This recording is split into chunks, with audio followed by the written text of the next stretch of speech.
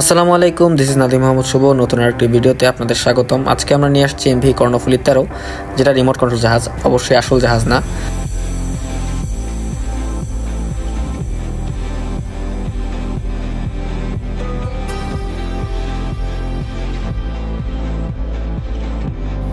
আজকে এটা ডেলিভারি দেওয়ার পালা। এমভি কর্ণফুলী 13 যেটা আমরা তৈরি করেছিলাম সেটা ডেলিভারি দিতে গিয়েছিলাম আমরা ডেমরা কনাপাড়া। সেখানে একটা জায়গার নাম হচ্ছে মিনি কক্সবাজার। আমরা ঠিক ওইখানেই আমাদের জাহাজ চালানোর সিদ্ধান্ত নিই এবং মালিক পক্ষকে আমরা চেষ্টা করি জাহাজটা ট্রায়াল দিয়ে এখানেই দেখিয়ে দেওয়ার যে কীভাবে জাহাজটা চালাবেন বা রিমোটের ফাংশনগুলো কী। এখানে ওয়েদার ভালো থাকার কারণে আমরা সিদ্ধান্ত নিই যে জাহাজটা সন্ধ্যা পর্যন্ত চালাবো। আপনারা দেখতে পারবেন, আমরা ভিডিওর আগেই দেখিয়েছি এখানে উৎসুক জনতার ভিড় ছিল। তো তাদের রিকোয়েস্টে আমরা জাহাজ চালানোর সিদ্ধান্ত আরও বাড়ায় দিই যে না, আমরা অনেকক্ষণ এখানে জাহাজটা চালাবো এবং বাদ বাকি যে শ্যুট আছে সেটা আমরা এখানে বসিয়ে নিব। উৎসুক জনতার মাঝে চালানোর সমস্যাটা হচ্ছে সবাই জাহাজের দিকে তেড়ে আসে। যারা গোসল করতেছিল তারাও জাহাজের দিকে তাকাচ্ছিল এবং ছোট ছোট যারা পিচ্চিরা ছিল তারা রীতিমতো জাহাজটাকে ছোঁয়ার চেষ্টা করতেছিল যে জাহাজটাকে একটু ধরে দেখবে। কিন্তু এটা ঝামেলা হচ্ছে, জাহাজের মধ্যে পানি ঢুকে যাচ্ছে, প্লাস আমরা যে জাহাজটা চালাচ্ছি তারা এখানে ঢেউ দিচ্ছে ইচ্ছা করে। তো এগুলো বিপজ্জনক। তবে তারা খুব খুশি হচ্ছিল জাহাজটা দেখে, আর এসব খুশি দেখলে আমাদেরও ভাল লাগে। আপনারা দেখতে পারবেন এখানে একটা ছোট সাঁকোর মতো আছে। আমরা জাহাজটা স্লো করে চিন্তা করি যে জাহাজটা উঠে তারপর ওই সাইডে নিব। তারপর চিন্তা করি না, জাহাজের যে আমাদের শেপ এটা নিচ দিয়ে সুন্দর মতো ঢুকে যাবে। আপনারা দেখতে পারবেন আমরা এই সাঁকোর নিচ দিয়েই জাহাজটা নিলাম। তো এখানে আমরা মজা করে সবাই বলতেছিলাম যে গরিবের পোস্তখোলা ব্রিজ। জাহাজ যখন বাতাস ও উজানের বিপরীতে চলে তখন দেখতে সুন্দরই লাগে। তখন জাহাজটা খুব স্লো চলে, কিন্তু দেখে মনে হচ্ছে জাহাজটা খুবই তাড়াতাড়ি চলতেছে, কারণ আমাদের বাতাস ছিল জাহাজ চলার উল্টা দিকে, মানে আমাদের বিপরীত দিকে বাতাস বইতেছিল। তো জাহাজ চালাইতে এই টাইমে মজা লাগে, কারণ জাহাজ এই টাইমে স্টেবল থাকে, প্লাস যখন আমাদের জাহাজটা সামনের দিকে আগায় তখন তার অ্যারোডাইনামিক শেপ খুব ভালো মতো কাজ করে, যাতে জাহাজ হ্যান্ডেলিংয়ে খুব সুবিধা হয়। বাই দ্য ওয়ে, কথা বলতে বলতে জাহাজের ব্যাপারে বলতেই ভুলে গেছি। আমাদের জাহাজটায় 550 দুইটা মোটর ব্যবহার করা হয়েছে, সাথে 60mm প্রপেলার, সাথে আমাদের জাহাজটায় 12 ভোল্টের ব্যাটারি এবং 320 এমপিয়ারের একটা ইএসি ব্যবহার করা হয়েছে, যাতে আমাদের জাহাজটা খুব তাড়াতাড়ি চলতে পারে। এবং আপনারা দেখতে পারবেন জাহাজের গতিও মাশাআল্লাহ খুব ভালো, এবং জাহাজটার লম্বায় হচ্ছে 5 ফিট এবং উচ্চতায়ও প্রায় হচ্ছে 10 ইঞ্চি থেকে 11 ইঞ্চি, আমার সঠিক খেয়াল নাই। তো আমরা এখানে চেষ্টা করি একটা ছোটোখাটো পোস্তখোলা ব্রিজের ভাইব দেওয়ার। আমরা সেই সাঁকো থেকে, বাঁশের যে সাঁকোটা ছিল সেই সাঁকো থেকে একটা ভিউ নেই। আপনারা দেখতে পারবেন জাহাজটা ঠিক নিচ দিয়ে চলে গেল। এটা পোস্তখোলা ব্রিজের মতো একটা ভাইব দেয়। আর আমরা এই শ্যুটটা নেওয়ার জন্য বিগত কয়েকবার চেষ্টা করি, কিন্তু হচ্ছিল না, জাহাজ যাচ্ছিল না বাঁশের নিচ থেকে, পানির লেভেলটা একটু বেশি ছিল।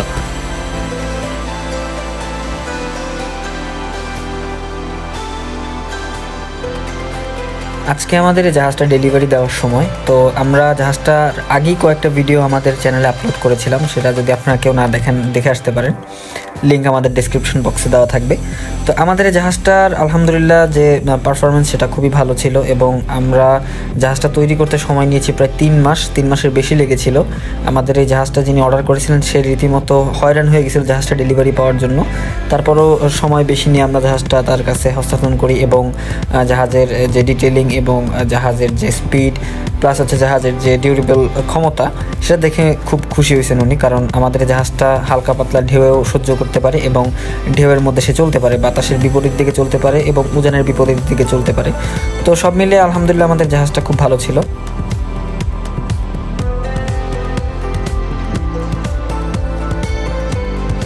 আমরা যখন জাহাজ চালাচ্ছিলাম তখন হুট করে একটা স্পিড বোটের দিকে আমাদের চোখ যায়। স্পিড বোটটাও এই সেম জায়গায় চলতেছিল।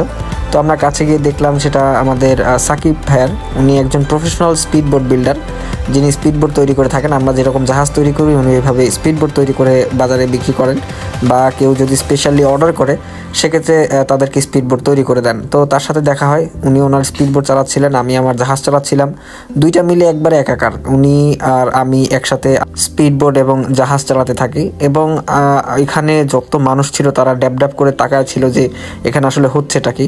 তারা কাছে এসে দেখতে পারে যে এখানে দুইটা জাহাজ এবং একটা স্পিড বোট সেটা চালানো হচ্ছে। তো এখানে চালায় মজাই পাচ্ছিলাম, কারণ এত মানুষের ভিড় ছিল, প্লাস এখানে একটা স্পিড বোট ছিল, দুইটা একসাথে চালাচ্ছিলাম। এটার একটা মজাই আলাদা এবং ফিলিংসটাই অন্যরকম।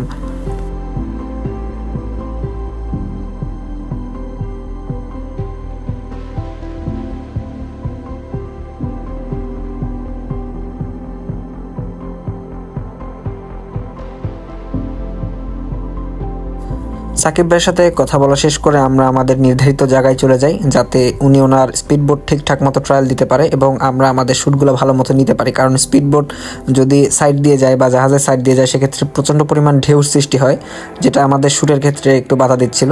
যার কারণে আমরা সঠিক দূরত্বে চলে আসি এবং উনি ওনার স্পিডবোট ট্রায়াল দিচ্ছিল, এদিকে আমি আমাদের জাহাজ ট্রায়াল দিচ্ছিলাম এবং উৎসুক জনতাকে দেখাচ্ছিলাম যে আমাদের জাহাজগুলো কীরকম।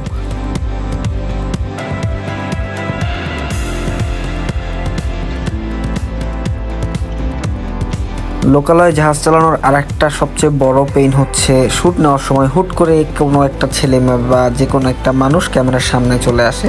ইতিমধ্যে আপনারা দেখতে পারবেন যে একটা ছেলে হুট করে ক্যামেরার সামনে চলে এসে বলে, ভাই কেমন আছেন? তো এগুলো বিরক্তিকর।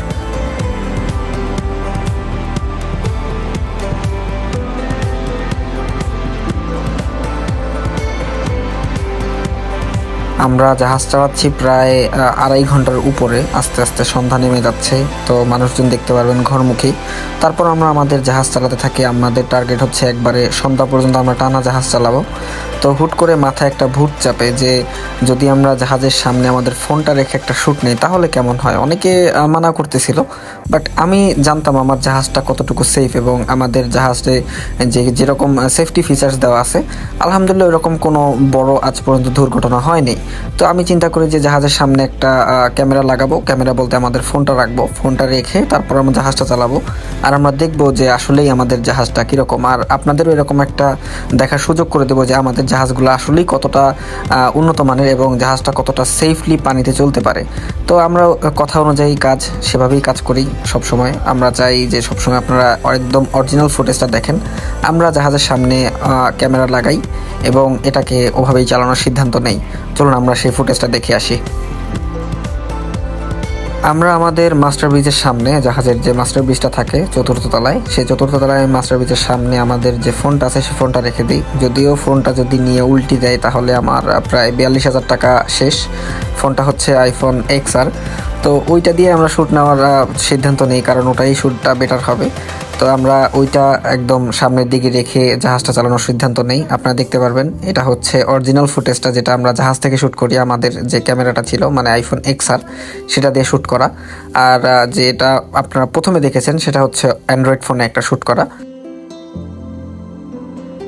আপনারা দেখতে পারবেন এখানে একটা ভাইব্রেশন হচ্ছে, এটা হচ্ছে কারণ আমি জাহাজ সম্পূর্ণ ফুল থ্রটল দিয়ে রাখছি যাতে জাহাজটা খুব তাড়াতাড়ি পানিতে ক্রুজ করে এবং পানি থেকে চলে জাহাজটা খুব তাড়াতাড়ি আমি ভিড়াইতে পারি। কারণ যেহেতু ফোনটা আমার ছিল এবং মনের মধ্যে একটা ভয় কাজ করতেছে যে আল্লাহ উল্টি দিল কিনা, কিন্তু না, আলহামদুলিল্লাহ জাহাজ কোনো প্রকার উল্টি ছাড়াই জাহাজটা চলে আসে এবং আপনারা দেখতে পারবেন সবাই পোস্ট নেওয়া শুরু করছি যে জাহাজে একটা শ্যুট হবে, কিন্তু কাজ হয়নি, জাহাজটা দূর থেকে চলে গেছে। তো আলহামদুলিল্লাহ ভালোই চলতেছিল আমাদের জাহাজটা।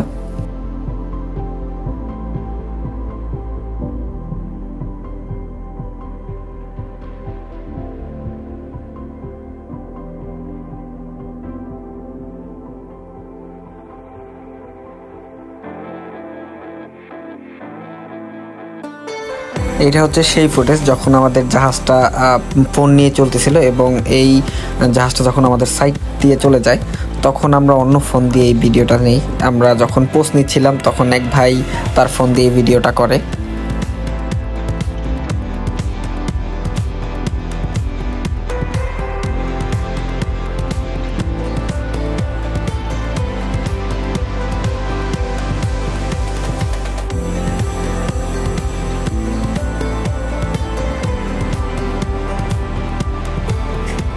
শেষ মোমেন্টে আমরা যখন জাহাজটা আমাদের দিকে নিয়ে আসি তখন সাকিব ভাই আমাদেরকে বলে যে সে এখন চলে যাবে। তো লাস্ট মোমেন্টে তার সাথে একটা শ্যুট নিয়ে নেই এবং আপনারা দেখতে পারবেন সন্ধ্যা হয়ে গেছে, তারপরও পিচ্চিরা এখনও পানিতে লাফালাফি করতেছে, যেহেতু তখন গরমের সিজন ছিল। তো পিচ্চি পোলাপানের মধ্যে আবার নিয়ে আসে আমাদের জাহাজ এবং তাদের মাঝখানে লাস্ট একটা শ্যুট নেই। তারাও একটু মজা নিতেছিল যে জাহাজটা দেখে অনেকে মন দিয়ে তাকায় ছিল। তো এগুলো আমি আসলে ভালোই এনজয় করি। তারা একটা মানে আনকমন জিনিস নদীতে দেখতেছে বা পুকুরে দেখতেছে, যদিও এটা নদী না, নদীর মতো দেখতে।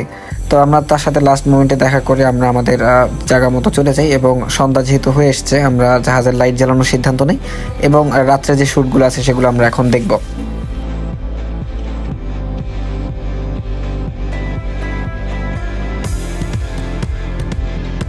মাগরিবের আজান দেওয়ার আগে আমরা জাহাজের লাইট জ্বালানোর সিদ্ধান্ত নিই। আপনারা দেখতে পারবেন আমাদের জাহাজের সার্চ লাইটটা সেটা মুভ করতেছে এবং আমরা খুব কম কালারের মধ্যে জাহাজটাকে ফুটায় তোলার চেষ্টা করেছি। আপনারা দেখতে পারবেন সাদা, কমলা এবং লাল কালারের একটা কম্বিনেশন জাহাজে দেওয়ার চেষ্টা করেছিলাম এবং আপনারা দেখতে পারবেন যে সন্ধ্যা হলে কিন্তু জাহাজটা আসলেই ফুটে ওঠে। সার্চ লাইট থেকে শুরু করে সম্পূর্ণ জাহাজের যে লাইটগুলো সেগুলো একবার পানিতে রিফ্লেক্ট করলে একটা সুন্দর ফিল পাওয়া যায়। তো আমরা জাহাজটা চালানোর পরে ব্যাটারি চার্জও খুব কম ছিল এবং আমরা জাহাজটা ভিড়ে কতগুলো শ্যুট নিই এবং শেষ মোমেন্টে চিন্তা করতেছিলাম যে জাহাজটা আরেকবার রান দিব। তো আমরা শেষ মোমেন্টে জাহাজটা একটা টান দিয়ে লাস্ট মোমেন্টের একটা ভিডিও নিয়ে নিই এবং যারা ডেলিভারি নিতে আসছিলেন তাদের কাছে আমরা জাহাজটা হস্তান্তর করে দিই।